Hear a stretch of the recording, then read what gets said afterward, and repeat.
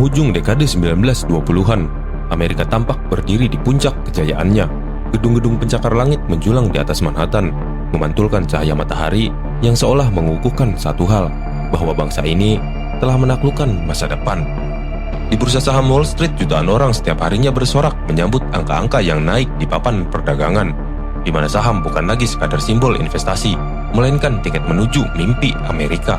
Dari pegawai pos hingga pengacara, dari janda pensiunan hingga buruh pabrik, semuanya percaya bahwa mereka bisa menjadi kaya dengan cepat hanya dengan sedikit keberanian dan keberuntungan. Tapi seperti semua kisah tentang keserakahan yang tak terkendali, kemakmuran yang terlalu sempurna selalu menyimpan sesuatu yang rapuh di bawahnya. Di permukaan, Amerika terlihat makmur, tapi di balik kaca toko yang berkilau dan pesta dansa yang menggema di hotel-hotel mewah, ada hutang yang menumpuk, kredit yang liar, dan industri yang mulai kehabisan napas. Para bankir tahu, sistem ini berdiri di atas sebuah harapan, bukan kestabilan. Tapi selama harapan itu terus dijual dan dibeli, semuanya tampak baik-baik saja, dan itulah ilusi yang melahirkan bencana. Pada tanggal 24 Oktober 1929 dini hari, sebuah keheningan ganjil menggantung di udara Wall Street. Tak ada yang tahu pasti mengapa hari itu berbeda. Mungkin karena rumor tentang penurunan harga baja, atau karena seorang analis yang menyebut kata yang paling ditakuti investor, yaitu overvalued. Dan hanya dalam beberapa jam, suasana berubah total. Papan perdagangan yang sebelumnya bersinar hijau mulai menampilkan angka-angka merah. Harga saham besar seperti General Electric, RCA, dan US Steel anjlok tanpa henti. Ribuan orang berkumpul di luar New York Stock Exchange menatap layar dengan mata yang kosong. Hari itu kelak dikenal sebagai Black Thursday, hari ketika mimpi Amerika mulai runtuh. Namun itu baru permulaan. 5 hari kemudian pada Black Tuesday, kepanikan berubah menjadi histeria. Pasar saham jatuh lebih dalam dan nilai perusahaan lenyap seperti debu tertiup angin. Di tengah kekacauan itu, para pialang berteriak, saling dorong, dan saling menyalahkan.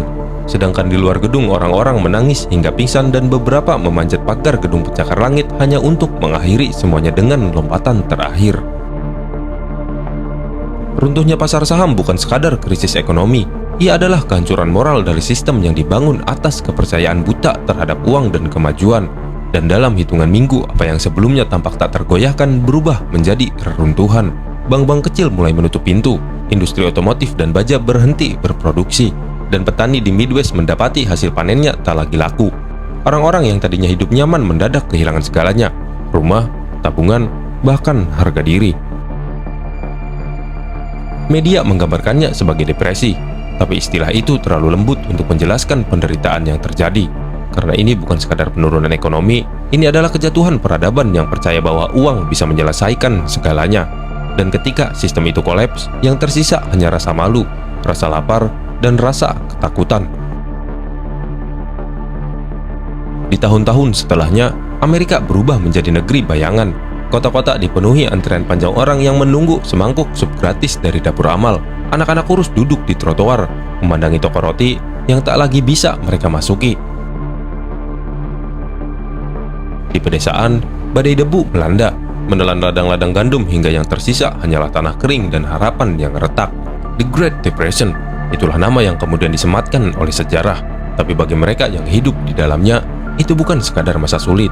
Itu adalah masa di mana segalanya berhenti masuk akal, di mana kerja keras tak lagi menjamin makan malam, di mana pendidikan, status, bahkan kejujuran tak lagi berarti apa-apa. Dunia baru lahir dari reruntuhan, dan tidak semua orang berhasil bertahan untuk melihatnya. Namun di tengah kehancuran itu, muncul satu pertanyaan yang tak pernah bisa benar-benar dijawab. Bagaimana mungkin sebuah bangsa sebesar Amerika dengan teknologi, industri, dan kekayaan melimpah bisa jatuh sedalam ini? Apakah ini sekadar kesalahan pasar, atau bukti bahwa keserakahan manusia selalu punya harga? Dan kali ini, tagihannya terlalu besar untuk dibayar siapapun.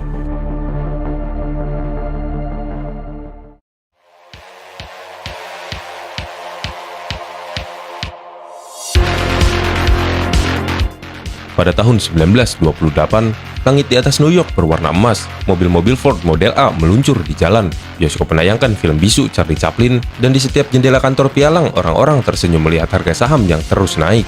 Amerika sedang mabuk kemakmuran. Mereka menyebutnya The Roaring Twenties, masa di mana semua orang percaya masa depan hanya akan naik. Bursa saham bukan lagi tempat bagi investor besar, tapi taman bermain rakyat biasa. Seorang tukang sepatu bisa bicara tentang saham General Motors, seorang guru bisa berdebat tentang prospek perusahaan minyak. Kredit mengalir bebas, bank pun memberi pinjaman bahkan kepada mereka yang hanya bermodalkan keyakinan. Tak ada yang ingin ketinggalan dari euforia uang cepat ini, karena di mata mereka, kekayaan bukan lagi impian, melainkan sebuah hak. Namun di balik cahaya itu, sistem mulai bergetar. Harga saham naik bukan karena nilai sebenarnya, melainkan karena spekulasi murni. Orang membeli bukan untuk berinvestasi, tapi untuk menjual lagi di harga yang lebih tinggi. Pasar berubah menjadi kasino raksasa, di mana semua orang menaruh taruhan pada keberuntungan, bukan sebuah logika. Dan seperti semua permainan judi, ada sebuah batas di mana semuanya harus berhenti. Para pengusaha besar seperti Charles Mitchell dan JP Morgan tetap menenangkan publik. Mereka berkata, ekonomi Amerika sekuat baja, dan itulah sebuah kalimat yang ternyata rapuh seperti kaca. Karena tak lama kemudian, kaca itu pecah. Pagi itu tanggal 24 Oktober 1929, suasana di Wall Street berubah seperti mimpi buruk. Ratusan telepon berdering bersamaan, pialang berteriak dengan wajah pucat, dan kertas order jual berjatuhan seperti hujan salju. Orang-orang mulai panik, tapi tidak sepenuhnya mengerti kenapa. Dalam waktu 1 jam, 13 juta lembar saham dijual, sehingga menyebabkan harga jatuh bebas. RCA yang pernah menjadi simbol masa depan dengan penemuan radio, bahkan kehilangan separuh nilainya hanya dalam 1 hari. Para investor berusaha menenangkan diri, tapi semakin banyak yang menjual, semakin dalam jurang itu menganga. Di luar bursa, massa berkumpul. Mereka menatap layar dengan mata kosong, beberapa berdoa dan menangis. Bahkan di gedung tinggi, rumor beredar bahwa sejumlah pengusaha melompat dari jendela setelah menyadari kekayaannya lenyap dalam semalam. Bank-bank mencoba menahan keruntuhan itu. Mereka membeli saham secara besar-besaran untuk memulihkan kepercayaan publik. Tapi kepercayaan adalah hal pertama yang lenyap saat uang berhenti mengalir. Dalam beberapa hari, ribuan investor menarik tabungan mereka. Bank-bank kecil mulai kolaps. Mereka yang menyimpan uang seumur hidup dalam bentuk deposito menemukan diri mereka berdiri di depan pintu bank yang digembok dengan papan bertuliskan close. Tak ada jaminan, tak ada kompensasi, dan tak ada masa depan. Dalam waktu singkat, sistem keuangan Amerika berubah menjadi kuburan uang. Krisis itu menjalar cepat. Industri otomotif berhenti produksi karena tak ada lagi pembeli. Perusahaan baja menghentikan ribuan pekerja. Bahkan pertanian di Midwest ikut runtuh karena harga gandum jatuh 60%. Dan para petani yang dulu menjadi tulang punggung Amerika kini kehilangan tanahnya sendiri karena tercekik oleh hutang yang tak pernah bisa mereka bayar. Di kota-kota besar, pabrik menutup gerbang. Dalam 1 tahun, lebih dari 13 juta orang kehilangan pekerjaan. Amerika yang dulu dikenal sebagai negeri kesempatan, kini menjadi negeri antrian. Antrian sup dan roti menjadi pemandangan harian. Pemerintah berusaha menenangkan situasi. Presiden Herbert Hoover muncul di depan publik dan berkata bahwa ekonomi hanya perlu menyesuaikan diri. Tetapi rakyat tak lagi percaya. Mereka lapar, kehilangan pekerjaan, dan menyaksikan rumah-rumah mereka disita oleh bank. Hoover menolak memberi bantuan langsung dengan alasan itu akan melemahkan moral rakyat. Dan kalimat itu kelak menjadi simbol betapa jauh pemerintah dan penderitaan warganya. Demonstrasi mulai bermunculan. Di Washington, ribuan veteran Perang Dunia Pertama yang disebut bonus army berkemah menuntut tunjangan mereka. Mereka tidak datang dengan senjata, tapi dengan keluarga dan bendera. Namun respon pemerintah mengirim tentara bersenjata untuk membubarkan mereka dengan gas air mata. Di pedesaan keadaan mulai lebih suram. Pada tahun 1930, badai debu melanda Great Plains. Ribuan hektar ladang berubah menjadi padang gersang. Petani yang sudah miskin kini benar-benar kehilangan segalanya. Mereka meninggalkan rumah mereka, berpindah ke California dan berharap menemukan pekerjaan. Tapi di sana ribuan orang lain sudah menunggu dengan nasib yang sama. Mereka hidup di kem-kem darurat dari tenda kayu bekas, tidur di bawah langit, dan makan dari sisa panen yang tidak laku dijual. Di sisi lain, para ekonom berusaha mencari penjelasan. Ada yang menyalahkan sistem kredit, ada yang menyalahkan keserakahan investor, dan ada pula yang menyalahkan nasib. Tapi akar sesungguhnya ada pada keyakinan buta bahwa pasar saham bisa mengatur dirinya sendiri. Amerika membiarkan kapitalisme berjalan tanpa kendali, tanpa rem, dan tanpa pengawasan. Ketika mesin itu terbakar, semua orang ikut terbakar bersamanya. Dan dalam 1 dekade, kekuatan ekonomi terbesar di dunia berubah menjadi bayangan dirinya sendiri. Namun dari reruntuhan itu, sesuatu yang lebih besar sedang terbentuk, di mana keputusasaan memunculkan perlawanan. Serikat pekerja tumbuh di pabrik-pabrik. Mahasiswa mulai berbicara tentang keadilan sosial, dan kaum intelektual menulis tentang perlunya tatanan ekonomi baru. Di tengah gelombang kegelapan itu, seorang tokoh muncul dengan janji yang terdengar seperti doa. Ia bernama Franklin Delano Roosevelt. Dalam pidatonya yang terkenal, Ia berkata, satu-satunya hal yang perlu kita takuti adalah ketakutan itu sendiri. Kalimatnya memang sederhana, tapi pada masa itu terdengar seperti cahaya pertama di ujung terowongan. Roosevelt menjanjikan sesuatu yang disebut dengan The New Deal, yaitu sebuah program besar untuk membangkitkan ekonomi, menciptakan lapangan kerja, dan memberikan harapan baru bagi rakyat. Tapi sebelum semua itu terjadi, Amerika masih harus melewati tahun-tahun tergelapnya. Tahun-tahun di mana kelaparan menjadi bahasa sehari-hari dan kepercayaan pada mimpi Amerika terkubur di bawah angka-angka kemiskinan yang tak pernah dibayangkan sebelumnya. The Great Depression bukan sekadar kesalahan ekonomi. Ia adalah cermin keserakahan manusia dan menjadi sebuah bukti bahwa optimisme tanpa dasar bisa menjadi sebuah racun. Karena yang runtuh pada tahun 1929 bukan hanya pasar saham, tapi sebuah keyakinan seluruh bangsa pada sistem yang mereka bangun sendiri. Ketika uang tak lagi berharga, yang tersisa hanyalah pertanyaan, siapa yang sebenarnya memegang kendali atas hidup kita? Dan apakah peradaban ini benar-benar dibangun untuk manusia, atau hanya untuk menuhankan sebuah uang?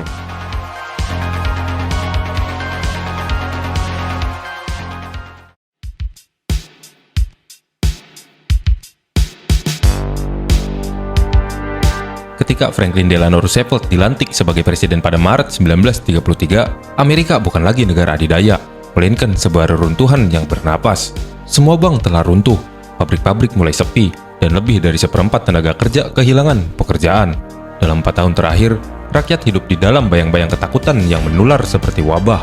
Roosevelt berdiri di depan bangsa yang patah hati, dan pidatonya bukan lagi soal janji kosong. Itu adalah seruan perang melawan depresi. Ia berbicara bukan dengan nada seorang politisi, tapi dengan keyakinan seorang penyembuh. Rakyat Amerika katanya meminta tindakan langsung, dan tindakan itu harus jalan sekarang juga. Kalimat itu menggema di seluruh negeri seperti bunyi lonceng kebangkitan. Langkah pertama Roosevelt adalah menyentuh jantung sistem yang sudah mati, yaitu perbankan. Ia menutup semua bank selama beberapa hari dalam apa yang disebut sebagai bank holiday, yaitu sebuah langkah drastis untuk mencegah kehancuran total. Dan saat bank dibuka kembali, pemerintah menjamin simpanan rakyat melalui Federal Deposit Insurance Corporation. Untuk pertama kalinya dalam bertahun-tahun, rakyat mulai percaya bahwa uang mereka sudah aman. Tindakan sederhana ini yang terlihat teknis di atas kertas sesungguhnya adalah kebijakan psikologis, yaitu mengembalikan sebuah kepercayaan. Karena dalam krisis, yang hancur lebih dulu bukan sebuah aset, melainkan sebuah keyakinan. Roosevelt tahu bahwa untuk menghidupkan ekonomi ia harus menggerakkan rakyat, dan lahirlah program-program yang membentuk wajah baru Amerika, yaitu Civilian Conservation Corps, lalu ada Public Works Administration, dan ada juga Work Progress Administration. Jutaan orang dipekerjakan kembali untuk membangun sebuah jalan, sebuah jembatan, bendungan, taman nasional, bahkan proyek-proyek yang tidak hanya memberi makan keluarga, tapi juga memberi sebuah makna. Mereka yang dulu hidup dari bantuan amal kini bekerja dengan tangan sendiri, dan di setiap batu yang mereka letakkan ada sejumput harga diri yang kembali. Amerika sedang dibangun ulang, bukan hanya secara fisik, tapi juga secara moral. Namun Roosevelt bukanlah seorang dewa. Ia menghadapi perlawanan dari kaum industri dan konglomerat yang merasa ancamannya bukan depresi, tapi kebijakan presiden itu sendiri. Mereka menuduhnya sosialis, bahkan menuduhnya seorang diktator. Surat kabar milik pengusaha besar menggambarkan Roosevelt sebagai ancaman bagi kapitalisme. Tapi di sisi lain, rakyat jelata memujanya. Mereka menyebutnya FDR, bukan sebagai singkatan dari nama, tapi sebagai simbol harapan. Dan dalam surat-surat yang dikirim ke Gedung Putih, petani, janda, dan buruh menulis Tuhan memberkatimu, karena kau mendengarkan suara kami. Dalam badai politik itu, Roosevelt berdiri di tengah antara dunia uang dan dunia rakyat. Kebijakannya membawa perubahan mendasar. Undang-Undang Social Security Act lahir, memberi jaminan bagi lansia dan juga pengangguran. National Industrial Recovery Act membentuk kode kerja yang lebih adil. Dan untuk pertama kalinya, negara mengakui bahwa ekonomi tak bisa sepenuhnya dibiarkan pada pasar. Pemerintah menjadi pemain aktif dalam menata ulang sistem. Bagi sebagian orang, ini adalah revolusi halus. Namun bagi yang lain, ini adalah penyelamatan yang datang tepat sebelum segalanya runtuh lebih dalam. Tapi semuanya tidak berjalan mulus. Pada tahun 1935, meski ekonomi mulai membaik, angka pengangguran tetap tinggi. Beberapa kritikus seperti Senator Huey Long dari Louisiana menuduh Roosevelt hanya melindungi kaum elit dengan kemasan reformasi. Huey Long menciptakan slogan Share Our World yang menuntut redistribusi kekayaan secara ekstrim, yang menjadi simbol perlawanan terhadap FDR, namun juga cermin betapa ketimpangan ekonomi telah menciptakan luka sosial yang dalam. Huey Long akhirnya terbunuh dalam sebuah penembakan di kapital negara bagiannya, tetapi ide-idenya tak pernah benar-benar mati. Roosevelt tahu bahwa kebijakannya hanya menunda, bukan menghapus akar masalah. Ia menyadari bahwa sistem ekonomi global yang timpang telah menjadi bom waktu. Dunia sedang bergerak ke arah yang lebih gelap. Di Jerman, seorang orator bernama Adolf Hitler mulai membangun mesin perang. Di Italia, Mussolini berteriak tentang kejayaan masa lalu. Di Jepang, militer mengincar Asia Timur, sementara Amerika sibuk memperbaiki atap yang bocor. Di dalam negeri, perubahan sosial mulai terasa. Para perempuan mulai bekerja di pabrik. Kaum kulit hitam mendapatkan pekerjaan di proyek federal meski masih menghadapi diskriminasi berat. Di teater dan radio, semangat Amerika baru menggema lewat suara penyiar dan musik blues yang lahir dari penderitaan. Dust Bowl atau badai debu besar di kawasan tengah Amerika memaksa ribuan keluarga meninggalkan rumah dan berpindah dari satu negara bagian ke negara lain. Dari sinilah muncul kisah The Grapes of War, sebuah karya dari John Steinbeck yang menangkap realitas pahit bahwa depresi bukan hanya tentang uang, tapi tentang kehilangan martabat manusia. Roosevelt menyadari bahwa untuk membangun kembali bangsa, ia tak hanya butuh kebijakan ekonomi, tapi juga sebuah narasi. Ia menggunakan radio untuk berbicara langsung kepada rakyat dalam acara Fireside Chats. Dalam setiap siaran, suaranya lembut tapi tegas. Ia menjelaskan kebijakan pemerintah seolah sedang berbicara dengan tetangganya sendiri. Di ruang tamu rakyat Amerika, Roosevelt menjadi suara yang menenangkan sebuah badai, yang mengajarkan satu hal, bahwa negara bisa menjadi pelindung, bukan sekadar penguasa. Dan pada akhir dekade 1930-an, ekonomi mulai menunjukkan tanda-tanda pemulihan. Bursa saham perlahan naik, industri kembali berproduksi, dan semangat rakyat perlahan kembali menyala. Namun luka yang ditinggalkan depresi terlalu dalam untuk sembuh sepenuhnya. Lebih dari 10 tahun, jutaan anak tumbuh dalam kemiskinan. Mereka belajar arti kerja keras bukan dari sekolah, tapi dari jalanan dan ladang. Roosevelt kembali memenangkan pemilihan ulang dengan kemenangan besar. Tapi di balik euforia itu, dunia semakin tidak stabil. Krisis ekonomi global telah melahirkan rejim otoriter di Eropa dan Asia. Dan sekali lagi, sejarah menulis bahwa penderitaan ekonomi sering menjadi jalan menuju sebuah perang. Ketika Jerman mulai menyerang tetangganya, Amerika belum ikut, tapi denyut industrinya mulai berubah.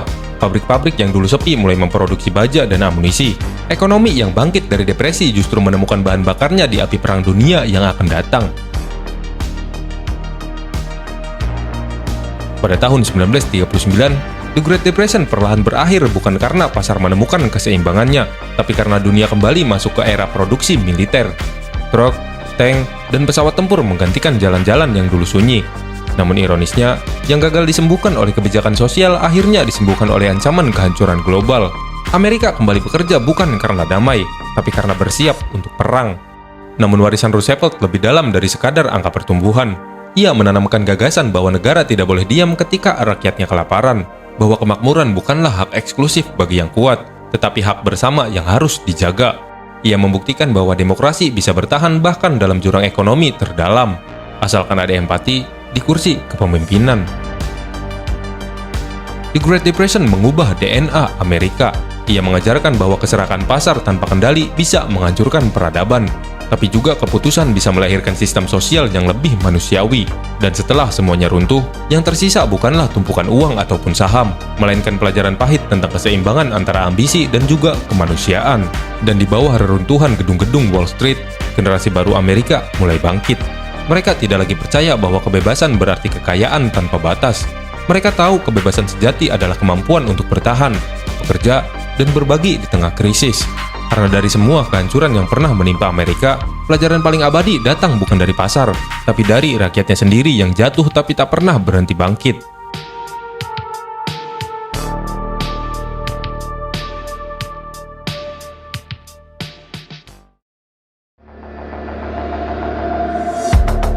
The Great Depression bukan hanya sebuah bab dalam buku ekonomi. Ia adalah luka di dalam jiwa bangsa yang membelah sejarah Amerika menjadi dua masa, sebelum 1929 dan juga sesudahnya. Sebelum krisis, Amerika percaya bahwa kerja keras pasti berbuah sukses, dan sistem pasar adalah hukum alam yang tak bisa salah. Keyakinan itu berubah menjadi kesadaran pahit. Ketika keserakahan menjadi kompas, maka arah sejarah akan selalu menuju kehancuran. Depresi itu tidak sekadar memiskinkan dompet, tapi menelanjangi sistem nilai yang selama ini disembunyikan di balik slogan American Dream. Dan dari reruntuhan itu, lahirlah sebuah generasi yang belajar arti sederhana dari bertahan hidup. Mereka yang tumbuh di masa antrian roti dan barisan pengangguran belajar bahwa menakar harapan seperti menakar tepung di dapur, hanya secukupnya dan tidak berlebihan. Mereka tidak lagi percaya angka-angka di papan saham, tapi mereka percaya pada tangan mereka sendiri. Di antara kem-kem pengungsi debu di Oklahoma, di pabrik baja yang kembali berdentum, muncul wajah-wajah yang tidak pernah menyerah. Dan dari wajah-wajah itu, Amerika menemukan kembali identitasnya, bukan sebagai bangsa paling kaya, tapi sebagai bangsa yang paling keras dalam menghadapi kehancuran.